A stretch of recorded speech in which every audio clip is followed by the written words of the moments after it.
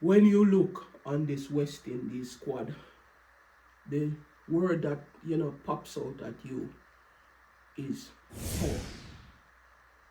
And this is a word that has characterized the West Indies team over the inception of the T20 game. And going into this World Cup, it is no exception. But the big question that lingers in our minds, can West Indies couple that power with some finesse in order to win this World Cup? I think only time will tell. But none can underestimate or discredit the power that this squad possesses. When you look at the batters, the likes of Johnson Charles, Brandon King, Quentin Sampson, Shea Hope, Avman Powell, Shimranet Maya, Sherfian Rutherford. I think this team has a lot of power in it. Our big question is, can they put it all together in this World Cup?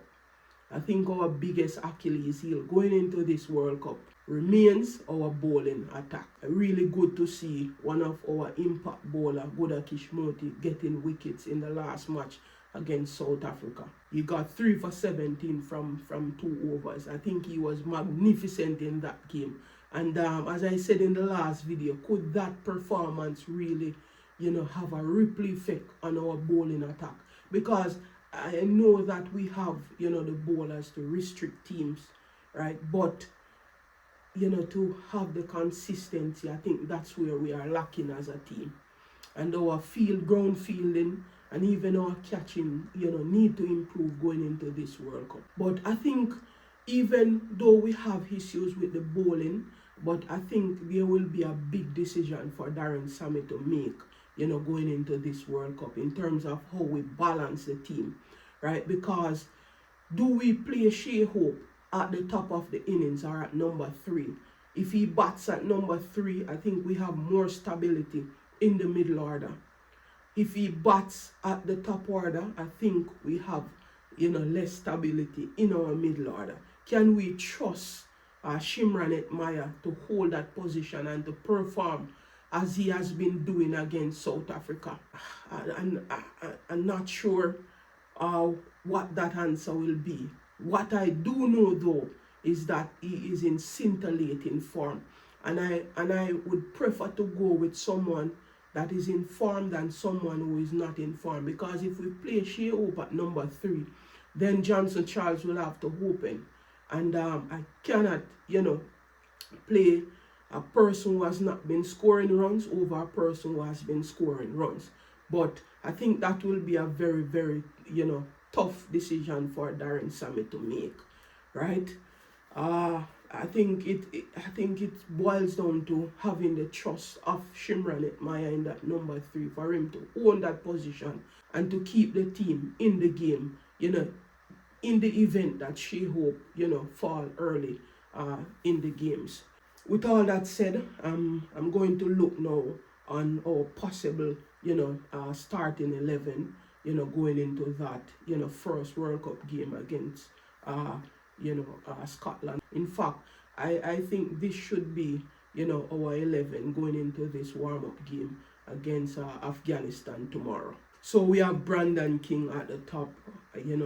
Brandon King is a really classy batter, one that, loves to play, his shots on the offside, really open up the offside most of the time in the power play, and get the team off to a really good start. And it's really good to see, Brandon King getting back, some runs under his belt.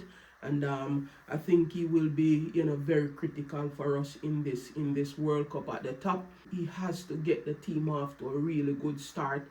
I mean, in his T20 career, he has been, striking at 134. I think in this World Cup, I think you have to be striking at 150 to 170 in this World Cup, for us to really go deep into this World Cup. One cannot underestimate, the power and the finesse of, the likes of Brandon King at the top of the innings. And opening the batting with Brandon King, I would go with Shea Hope. I mean, it's one of the top class batter right now, the best batter, technical batter in the West Indies lineup. I think, Shea Hope, even last year he has scored, some really good runs for us. He has been very consistent, especially last year. And I hope, Shea Hope, as West Indies hoping Shea Hope, I think he will, come really big for us in this World Cup. I think as captain, I think he will rise to the occasion in this World Cup. He knows the pressure that he is under. Darren Sammy, job hinges on our performance in this World Cup, and I know that is in the back of Shea Hope's mind, and I think he will want to make a statement in this World Cup. Striking at 138 in his career, I think he would want to up that strike rate up to over 150 in this World Cup. But I have no doubt in Shea Hope's leadership and a performance as a captain. So I hope that he will come good for us in this World Cup. What can I say about Shimron Hetmyer? I mean, a lot of people, had doubt about Shimron batting at number 3. But what he has shown in the last, series against South Africa is something special. I think this question still remains: can we trust Shimron Hetmyer at number 3 at that pivotal point in our batting? Can he stabilize this innings? Can he push us on? I think we have no doubt in his ability to push us on in terms of scoring, hitting those big sixes. But can he bat for very long? I think that is the big question that lingers in the minds of many, West Indian fans. Can Shimron Hetmyer play some really good innings in stabilizing this middle order for the West Indies? I think only time will tell, but I think he is in scintillating form. I think he was magnificent against South Africa with 248 score and a 75, hitting some really clean sixes. And in that, series, Shimron Hetmyer started to smile again. I think when Shimron is enjoying his game, he smiles a lot, and I think he feels that he is back to playing the cricket that, everybody knows him, for. So hope that Shimron Hetmyer can really play a pivotal role at this number 3 spot. My number 4 now would be Ravman Powell. We have no doubt about Ravman's ability. Currently, he lacks a bit of runs and a little bit of momentum going into the World Cup. But can you count out Ravman Powell? I think not. Ravman is one of the players who we can depend on every day. I mean, his weakness is batting against especially leg spinners. But if he gets in and the leg spinner come on, I'm telling you, he's going to put pressure on the leg spinner. But if you want to get Ravman out with the leg spin, you have to come in early. Once he's just, comes at the wicket. But once he gets into that rhythm, I think he will pay the price. And Ravman, I really think Ravman Powell need to come to the party, especially in this warm-up game against Afghanistan, right? As I said, I have no doubt in Ravman's ability. He's one of the players who can step up when West Indies really need someone to step up.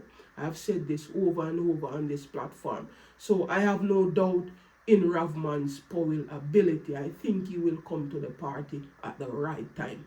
Sherfield Rutherford, what can I say about this player? Magnificent player. I think in January he has scored some really big half centuries, in T20 cricket, and he has scored a 57 not out for us.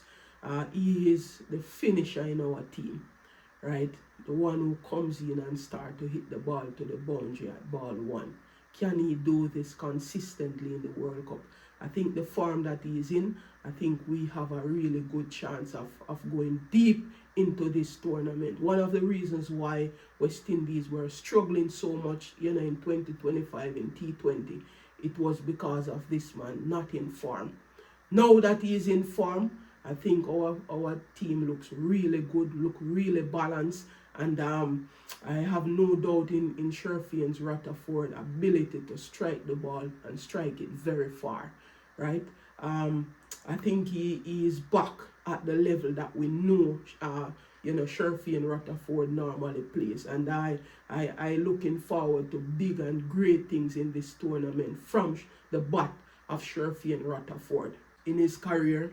Sherfian has been striking at 142, and I want him to bring this up about to 170, 180, 190. That's where I want to see his strike rate in this tournament. Rust and Chase. A lot of West Indian fans, based on what I've seen in the media, a lot of people are not happy with Rust and Chase in this team. But I'm going to say this: Rust and Chase is the one that brings the balance to this team, right? If we lose early wickets in the power play, Rust and Chase is the one that can come and stabilize the innings for us. Rust and Chase is a floating player in the team, and it all depends on the nature of the game. That determines where Rust and Chase bats in this team. So he will not bat at number 6. It all depends on the nature of the game. And Rust and Chase is a bowler who bowls to the field, one of our best bowler in terms of bowling to the field that the West Indies captain has set, right? So very economical bowler as well, and very good fielder. I mean, he has taken some really good catches, in his career so far. So I have no doubt in Rust and Chase's ability in terms of the role that he will play in this team. Coming in at number 7 and number 7 spot will all depends on the nature of the game. Jason Holder has been, I think 2025 was a great year for Jason Holder in T20 cricket, taking I think over 30 wickets last year for us, for the West Indies, and overall he had taken 97 wickets in the year in T20 cricket. That's something special as an all-rounder. And we are banking really on that wealth of experience from Jason Holder. He has not been in really good form, in 2026 as yet, but I think, I think he will find it in this World Cup. His batting, that wingspan that he has, that reach that he has, I think he is very good with the batting as well. I've no doubt in the ability of, the likes of Jason Holder striking, at 19.1 with the ball. That is really good, taking 98 wickets for the West Indies already in T20 cricket. And with the bat, he has been striking at 135. Romario Shepherd, very good with the bat, has been in really good touch for us, giving us that lower order resistance that we need. And I think he has been really splendid with the bat. But my big concern with Romario Shepherd is, with the ball. He is one of our dead bowlers, and he has not been doing very well with the ball. But still, I still, back him for this World Cup. Still believe in his ability to do it when it matters. I have no doubt in Romario Shepherd's ability, striking with the ball at 17, right? And he has taken 75 wickets for the West Indies in T20 International. And with the bat, he has been striking at 144. I really want that 144 increase to at least 175 in this World Cup. Gudakesh Motie, one of our impact bowler. Really good to see Gudakesh getting back wickets, taking 3 for 17 in South Africa, against South Africa rather.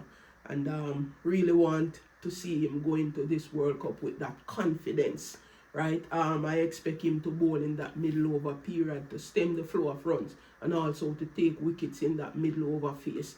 I really believe in Gudakesh's ability, and I noticed that he has now starting to bowl some respin, and so I expect him to have some really mystery deliveries in this World Cup. So Gudakesh, really backing you to be our impact bowler in this World Cup. And with the bat, he has been really good. He has improved his ball striking ability exponentially, and he's currently striking at 133 in his career, and we want that to go up to at least about 160. All right, so that's Gudakesh Motie. And next is Akeal Hosein, one of our another impact bowler that has been off form, but I still believe in Akeal's ability to take wickets in the power play. Right, sometimes the matchups are not favorable. I think when Akeal bowls doing that balls in the power play. I think it messes with his confidence. So I think we should allow him to bowl in the power play and help us to take wickets in that power play phase. Akil has taken 86 wickets for the West Indies so far, and he strike at 21 with the ball, and he has been striking fairly well with the bat at 111. So we want to see that strike rate go up at about 140 in this World Cup. And last but by no means least, Shamar Joseph. Shamar Joseph will be the leader of our pace attack in this World Cup. With the absence of Alzarri Joseph, the aggression that we need will come from Shamar Joseph, who has been scored bowling in 145 and above, right? So we need that aggression in the World Cup. Yeah, I think he has bowled a really good death over for us in that last game against South Africa. So I think Shamar, I still have some question marks around Shamar's ability in the T20 game. But I think I'm backing him for this World Cup. I think he would have bowled a really good spell in that last game against South Africa, and that probably would have given him some confidence leading up to this World Cup. And he can strike the ball as well, striking at 133 in this World Cup with the bat, and I expect him to do much better in this World Cup. But all in all, there is power from batter 1 to batter 11, right, for the West Indies. Can they bring it together? Only time will tell. But I'm telling you, there is no doubt in the talent, in the ability of these West Indies players. The question that lingers in our minds is the consistency from our boys on the field. Can they do it in this World Cup? We are backing you guys 100%, and I hope that you can go to Sri Lanka and India. We won the World Cup in 2012 in Sri Lanka. We won the World Cup in 2016 in India. Can 2026 be the year when we put those two World Cup together? Stay tuned to Game Yard TV. We have much more to come on this channel in this World Cup. Now and forever.